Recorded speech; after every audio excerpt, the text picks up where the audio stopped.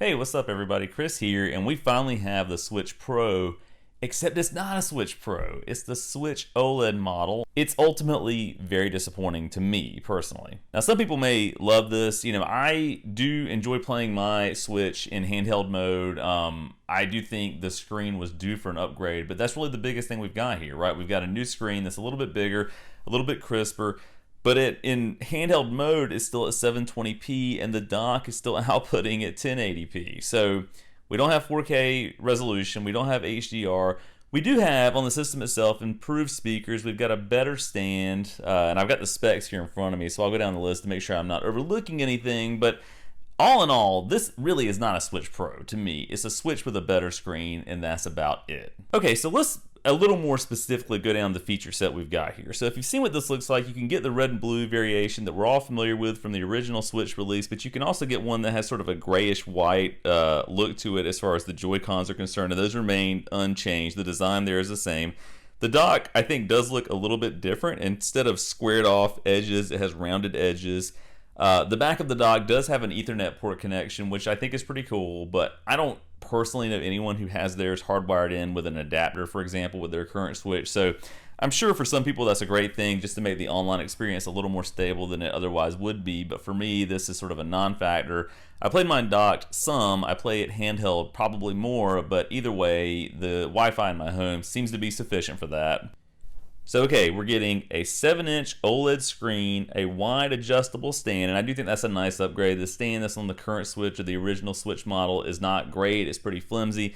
The wide stand makes a ton of sense. Again, the dock with the wired LAN port and 64 gigabytes of internal storage. So, I mean, I guess, Nintendo file sizes aren't as big as things like Call of Duty, right? Modern Warfare or something like that. But that's still an anemic amount of storage, really, for what we would need in 2021, verging on 2022 as we get into fall and head toward the new year.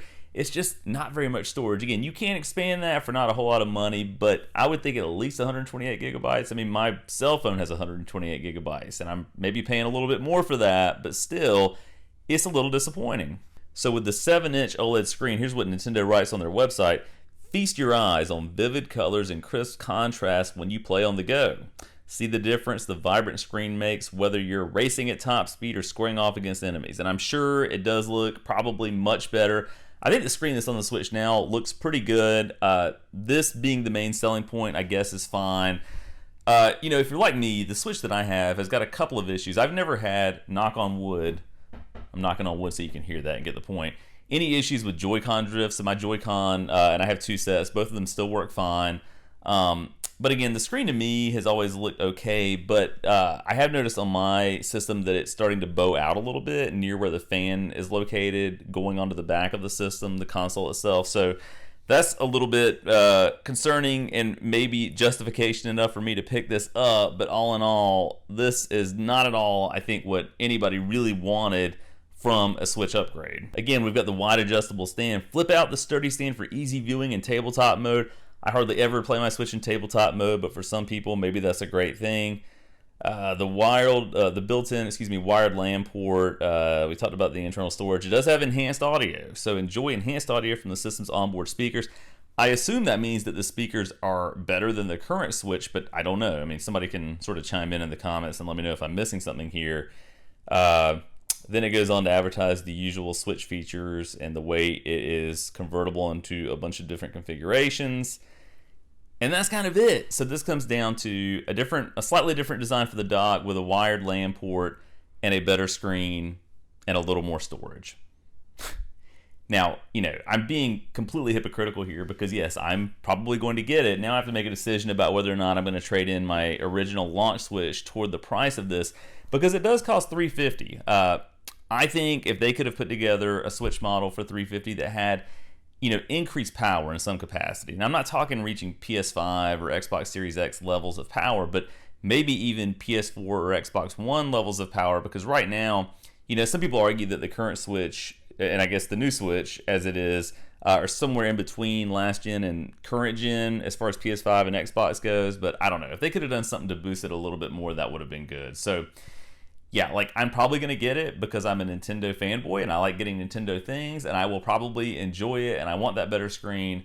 but still, what is this? I mean, this is not really a Switch Pro, and they didn't call it that. And I think, to be fair, we do have to acknowledge that Nintendo themselves have not said anything about a Switch Pro, so that is a fair thing to say. But it just feels like a really missed opportunity. A lot of people really wanted something a little more powerful, and it seems like Nintendo is just never able to read the room, or even if they can read the room, they just don't care. And they probably don't care because they know they're going to sell a lot of these no matter what. But what this tells me is that probably, if it hasn't already been completely phased out, the original launch Switch is no longer going to be available. And I will say, I do like the design of the box that it ships in. If you go to Nintendo's website, you can check that out. But anyway, this is pretty underwhelming to me as a Nintendo fan, but let me know what you think about it in the comments below. And as always, thanks for watching.